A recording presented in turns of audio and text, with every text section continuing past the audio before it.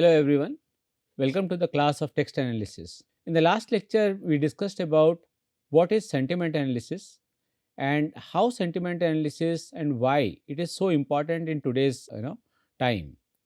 So if you see, sentiment analysis has become a very handy tool for companies and different firms to identify the challenges and the kind of advantages they have in the current scenario.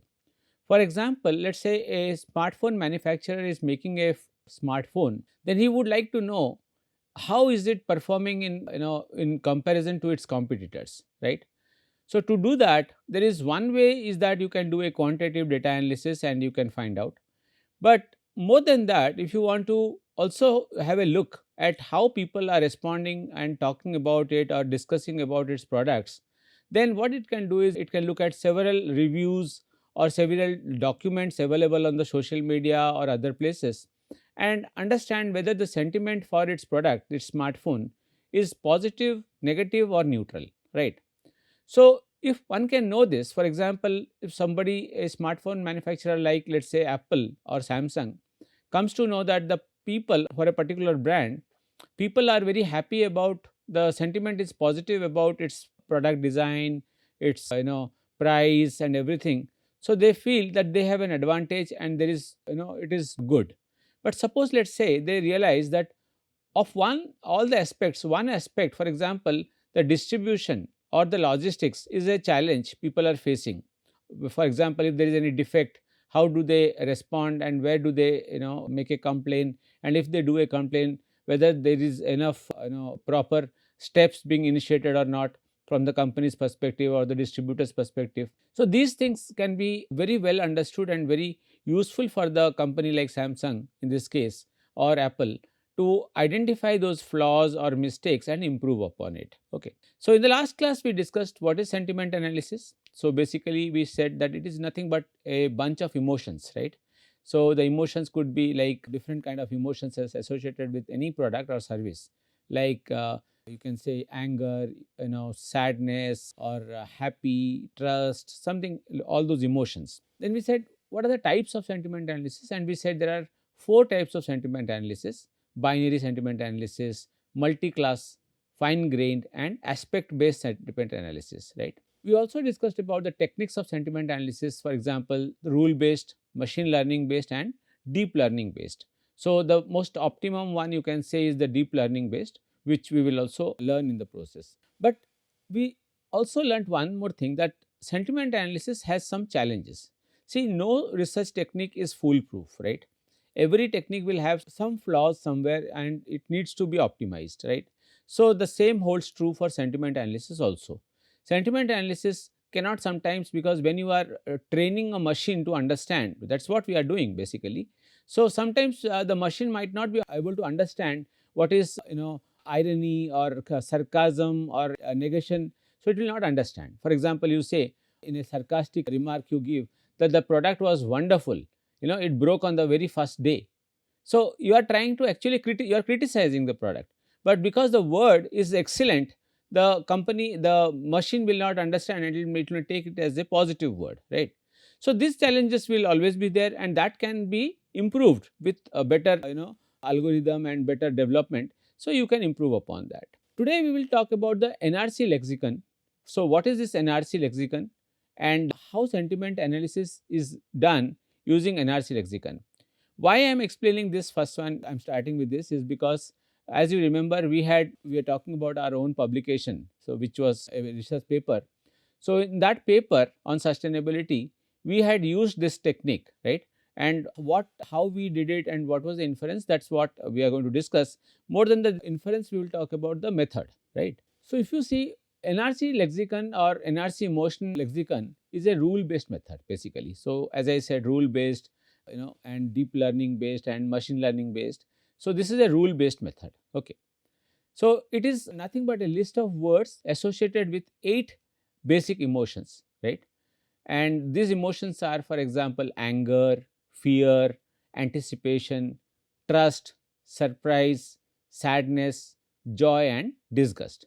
So 8 emotions have been compiled or created, and all the words are some or the other way tried to associate with these 8 emotions. Okay. So, it includes words associated with positive and negative sentiments. So, 8 emotions and 2 sentiments. Okay. This lexicon was created by researchers Saif M. Mohammed and Peter Turney, right, at the National Research Council of Canada. So, that is by the name NRC, okay, National Research Council. And this tool is widely used in language processing, so NLP processes to analyze text and understand the emotions behind the words. Okay. So, natural language processing is what in the short form we call NLP. Okay. And obviously, as I said, the applications are in sentiment analysis, emotion detection, and even in creating more human like chatbots. So, for example, you must have, when you go to a HDFC bank site, or you go to any bank or any company's website, today you will see that they are using chatbots, right? Now, those chatbots are there to solve most of your problems, which are very basic or frequent problems, right? So, by training the machine or creating a chatbot, what has happened is the companies today are able to handle most of the people's problem in a very short span of time, very fast, and they can give you an answer. For example, let's say I have used it several times when I go to the bank website and I feel that I don't know how to get my reward points back, let's say. So what you can do is, if there is a chat bot, you can say what is your problem. So it will ask you, what is your problem? Then you can write your problem, and when you write your problem, it gives you several options or solutions, right? So that is how the machine has been trained. Okay. Why is it useful? So the NRC emotion lexicon helps us understand how words are connected to the emotions. Everything that I am speaking now, right? So is connected to some emotions, right? So if I say, like for example, terror, or I say panic, or I say rage, or I say horrible, or I say, let's say, shock. So every word, right? Success, achievement, they are all connected to some form of emotions, right?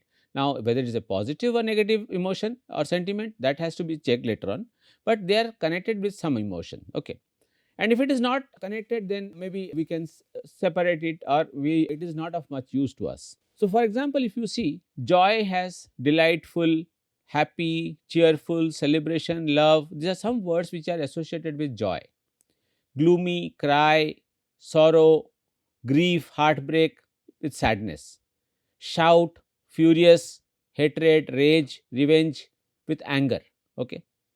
Then terror, nightmare, panic, alarm, and danger, with fear, right? So when somebody, this all can be connected to fear. Okay. Horrible, nasty, vomit, repulsive, filthy, with disgust. Oof, very disgusting. Unexpected, astonished, shock, revolution, or amazed, surprise. So this is a surprise emotion, right? Reliable, honest, loyal, confidence, support is a trust based emotion. Okay. Expect, hope, excited, predict, awaiting is an anticipation. You are awaiting for your result, for example. You are hoping that you will do well, or your marriage will happen soon, is an anticipation. Okay. Then you have positive sentiments or negative sentiments. So, success, achievement, kindness, peace, wisdom are positive sentiments, and failure, war, misery, suffering, betrayal are negative sentiments. So, these are the 8 emotions and 2 sentiments that we are talking about, right? So, how was this lexicon created? This NRC emotion lexicon created. Now, this was created with the help of a large scale crowdsourcing project using Amazon's Mechanical Turk, okay, called as MTurk. Now, the goal was to hire human workers called Turkers, or so these human workers are called Turkers. So, they are hired to complete small tasks. Now, there are some tasks that a machine will not understand, but humans can understand, right? Because humans have better wiring, or better emotion understanding capability. So, they will understand, but the machines will be not, until unless they are trained to that extent. Okay. So, this project, crowdsourcing project, was developed where you can hire workers or these workers to complete your small tasks that are difficult for the computers but easy for humans. And they are called human intelligence tasks, HITs. Okay. And with the help of this, create a large data set of words based on the emotions they generate or evoke. Okay. Now, how it happened, how it was developed? So there are few steps. For example, in the first step, word selection is done, right? So the words for the annotation were chosen from Roger's thesaurus and the Google's Ngram corpus. Okay. So Google's Ngram corpus is a kind of, is a big online platform, you can say. So only words that appeared at least 1,20,000 times in the Google Ngram corpus were included, right? And this ensured that the words were common and widely used in everyday language. So most common words, everyday using words, they were selected. Okay. In the step 2, crowdsourcing annotations. Now, what happened here? The annotation process was carefully designed to ensure high quality data. So you don't make mistakes, and you are only talking about those kind of high quality data, means where most of the people agree, the annotators, they agree to that. Okay. So human annotators or turkers basically were asked to associate each word with these 8 basic emotions and the 2 sentiments, positive and negative. Each word was then labeled multiple times by different workers or these turkers to ensure reliability. So a word is given and you are asked to label it, right, against these 8 emotions and 2 sentiments.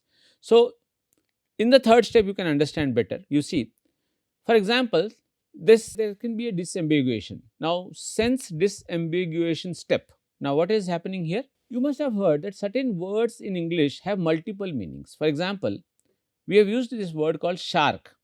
Now, shark is basically an animal, right? A fish, a large fish. But sometimes it is also used for a dishonest person. He is a financial shark. We use this type of annotations or words to make a meaning to a person who is not very honest. Okay. So annotators were first given a word choice question to establish the correct sense. So in which sense are you talking, right? So that is where the machines will not understand. It becomes complex for them. So you see this question: which word is closest in meaning to shark is being asked. The 4 options are there: car, tree, fish, or olive. Now the correct option is fish. Okay. So if an annotator answered incorrectly, for example, he said car or he said olive, their responses were discarded to maintain accuracy.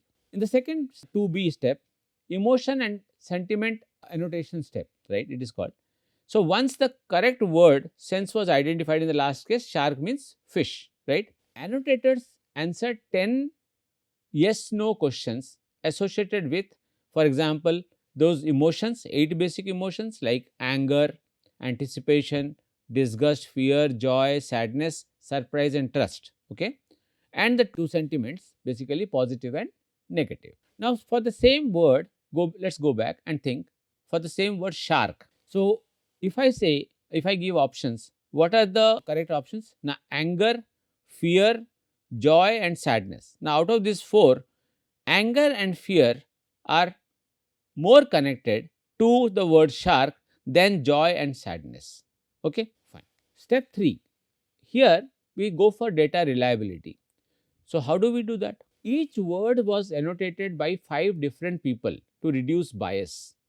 If all the 5 people agreed, their label was directly assigned. Okay. If 4 out of 5, that means almost 80%, then the majority label was used. If there was disagreement, then the data was reviewed for inconsistency. So about 10% of such responses were discarded due to errors. Okay. And finally, the lexicon was built. So after processing all the annotations, right, a word level association lexicon was compiled, right. So it contains about 27,000 word sense pairs. Okay. And the final lexicon assigns each word. So whatever word you say, right, will be assigned a binary score of 0 or 1 for each emotion, right. So 1, the word is associated with the emotion, and 0 if it is not associated with the emotion. We'll see that in the next slide. Let's see. For example, you see the word abandoned. So abandoned means you have abandoned the child, you have abandoned your house, whatever. Now abandoned. The lexicon might have the following entries. Okay. Negative 1. So abandoned is negative, is 1.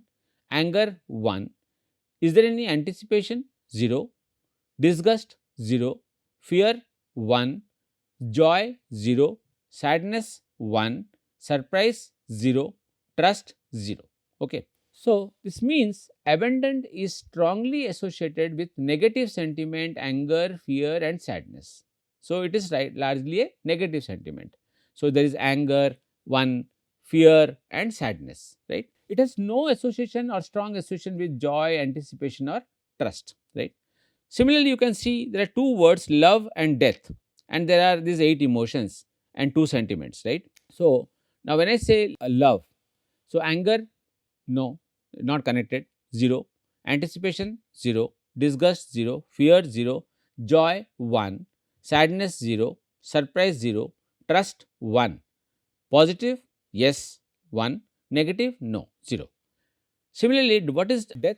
Now, in terms of emotions, death, anger, yes, 1, anticipation, disgust, 0, fear, yes, death, fear is connected, 1, joy, no, sadness, 1, yes, surprise, 0, trust, 0, positive, no, negative, yes, connected, right? So, this is how it works. Why this approach was chosen? Now, crowdsourcing method made it possible to collect a large amount of human annotated data quickly and efficiently. So, that is why this was used, and using multiple annotators per word helped ensure high accuracy and reduce the bias. So, the use of sense disambiguation ensured that words were categorized in the correct context. So, you don't, sometimes ambiguity could be there. So, we, in order to remove this ambiguity, right, and the correct context is understood, so it was done, right. This approach was done, right. Now, how do you use? The question is, how do you use the NRC emotion lexicon? So, for example, you see, you first look up for a word. Now, find a word in the lexicon and see which emotions it is associated with. Let us say the word joyful. Now, joyful is associated with joy and a positive sentiment, right? Similarly, when you analyze a sentence, break down a sentence into individual words, right? As you are doing for bag of words and all. So, tokenization. So, similarly, here in this approach, break down a sentence into individual words and check their emotional associations. Okay. So, for example, you see the sentence, I felt joyful and excited, contains words associated with joy and anticipation, which is excited. Okay. Build emotion aware applications. So, use the lexicon to create tools that detect emotions in the text, such as the sentiment analysis tools or emotion aware chatbots. So, there are chatbots which are being made which will understand your emotional conditions also, right. So, this is up to this we have understood the theoretical part about what is rule based, the NRC lexicon and how it is being used to understand the sentiment and the emotions. Okay. Now, let us talk about how to apply it. So, to do that, let us talk about a Python library that is built on the top of the NRC lexicon, right. So, we will use this, and you can use this also for sentiment analysis. So, what is the name of the library here? Now, NRC LEX 4.0. Okay. So, the website is given to you, right. So, if you click copy this and paste it, right, you will, it will open to a website, right. So, this is the MIT license and requires Python 2.7. Installation is pip install NRC LEX, right. So, when you open this website, you will get to see some commands, and that is what we will discuss in this upcoming slides, as I mentioned. Now, let us do one thing. Let us open this website and see how it actually looks like. Okay. So, this is, we have opened it, I believe. Yeah, this is the website, right. So, when I copied it, and this is the NRC LEX 4.0. So, if you look at this website, you will find a lot of details about it, and below, if you see here, that is where we are talking about pip install NRC LEX, right, and then these are the emotions and the sentiments that we are talking about, and these are the different functionalities, right. So, we will write the Python codes, right, various codes are there. So, as per our requirement, we will use them, right. So, let us go to each one of them through in our slide again. Let us go back to our slide and I will show you there, right. So, let us go to the next slide. So, from NRC LEX, right? So, we imported this file, this library NRC LEX, right? And now the first line of code that we are writing is to, for this code, text underscore object is equal to entire thing that you have to write, right? What does it do basically? That is what you have to understand. So, this creates an instance of the NRC LEX class which will be used to analyze the text for the emotions. Okay. So, you can optionally provide a custom emotion lexicon file, but if you do not provide, then it will take the default one, right. So, this is the first step for starting to, if you want to analyze your emotions or text for emotions, this is the first step you have to do, right. Then after this, next, right, we will write this text, this code, okay. So, as you can see, text underscore object dot load underscore raw underscore text. So, this is what we are going to write. So, you can copy and paste it also. So, this method takes a raw string of text, right. Example, a raw string means a sentence or a paragraph, and prepares it for emotional analysis, right. So, that is the real thing. So, you have taken a, let us say, customer review, right. So, in the Amazon website or Flipkart, so the customers have given several web reviews. So, take this review as a raw text, and so the text is the input text you want to analyze. And why it is important?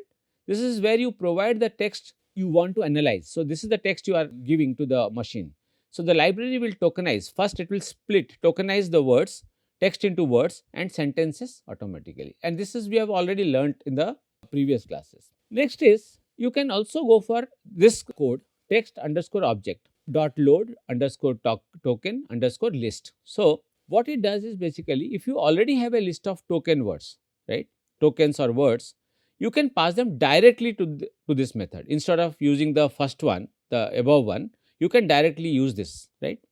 So, here a list of words, for example, I feel happy, this is a sentence, I feel happy now will be tokenized or separated, I feel happy, okay. Now, this is useful if you have already pre-processed the text and want to skip the tokenization step. So, in the pre-processing, in the last earlier classes, we already talked about cleaning and pre-processing of the text, right. So, where we talked about how tokenization is used to separate the words and create meanings for sentiment analysis. Another code is text underscore object dot words. Now, what is it doing? It returns a list of all the words in the text after tokenization. So, let us say if the input text is I feel happy. So, what will it give you? It will return as I, comma, feel, comma, happy. Okay, three different terms, words. And why is it important? It helps you to see how the text was split into individual words for analysis. Okay. Another code is text underscore object dot sentences. Here it returns a list of sentences in the text. Okay. So, now if you see here, now what it has done, that it has broken the entire sentence into two sentences. I feel happy, then this is great. So, earlier we were dividing on words or separating them on words, and here we are separating them on sentences. Okay. This is useful for analyzing longer text or paragraphs where you want to break down emotions by the sentences. Okay. So, not necessarily you will always have small sentences. No, you might have a big document with large number, one page, one half a page or 3 page. So, such kind of documents you have to break it by sentences first. Then maybe you will break it by words. Next, we go to the next code, which is text underscore object dot effect underscore list. Now, this returns a list of emotions associated with each word in the text. For example, if you see, our input text is I feel happy and excited. Now, this might return us like joy for happy and anticipation and joy for excited. Okay.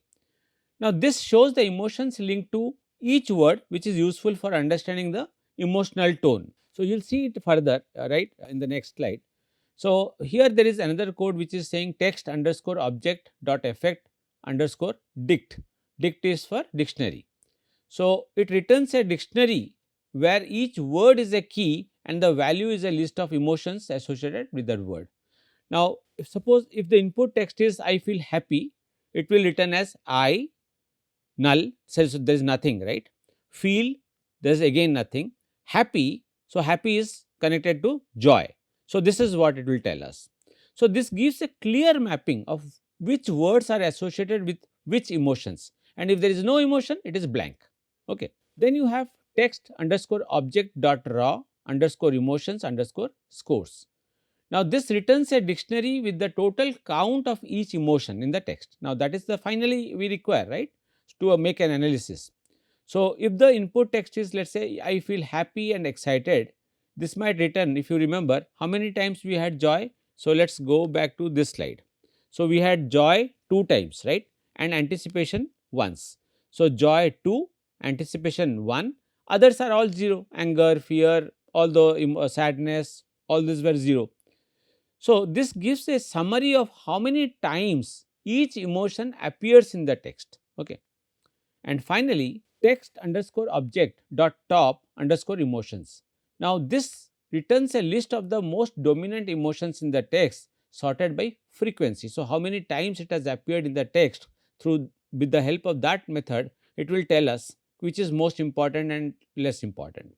So, here if the input text is again I feel happy and excited, so it will give us 2 joy, 1 anticipation, right. So, if I break it up into frequency and score, it will be, for example, let us say 2 plus 1 3. So, 3 is, this is 66 67% and this is 33%, right. So, here within this code, by writing this code you can get that text underscore object dot effect underscore frequencies. So, it will tell you as a percentage of the total emotions how much is each emotion contributing. So, here if suppose the input text is I feel happy and excited. So, it gives us joy was 2 times, anticipation was once, right, others were 0. So, joy becomes 0.67. How? Now, 2 by 3. So, total is 2 plus 1 3. So, 2 by 3 is 0.666, that is 0.67, and anticipation is 1 by 3, which is 0.33. Now, this is important because it gives a proportional breakdown of the emotions, right, which is useful for comparing text of different lengths. So, finally, you can say, if by looking at the reviews of the customers, you can say that most of the people were talking about joy. Suppose, let us say you take the 100 reviews and break it up and try to find out the frequency, then what it will tell you is maybe people gave 40% weightage to, let us say, joy, anticipation was 20%, maybe sadness was 20%. So, whatever has come in the frequency, right. So, you can, so by understanding that, oh, this is the highest and this is the lowest, suppose let us say sadness is more, let us say, then the company needs to understand that there is a negative emotion associated, or there is disgust, or there is hope is less, then trust is less, then we will say, oh, this is something to be corrected and the company can take corrective actions. Okay. So, this is a finally how I have put it in one slide. So, it becomes easier for you to understand, right. So, you may take any line of yours, or this is one example I have put it, and you can use this to understand and run a sentiment analysis and derive some emotions out of it. Okay. So, for the text, for example, let us say this one, we have done this exercise, I feel happy and excited about the trip. So, we will use this 9 steps and see what happens. So, first one, to you see, this is step 1 is to create an NRC LX object. So, you leave it.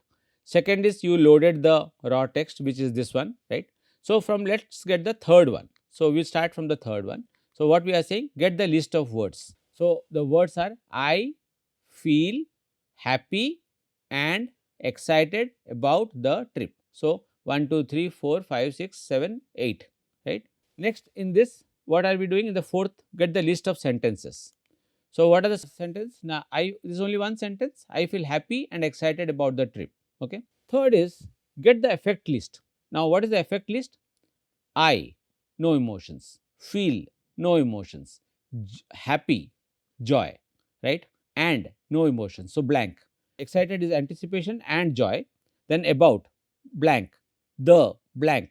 Trip, blank. So, there is no associated emotion with a trip, right? It is just a word.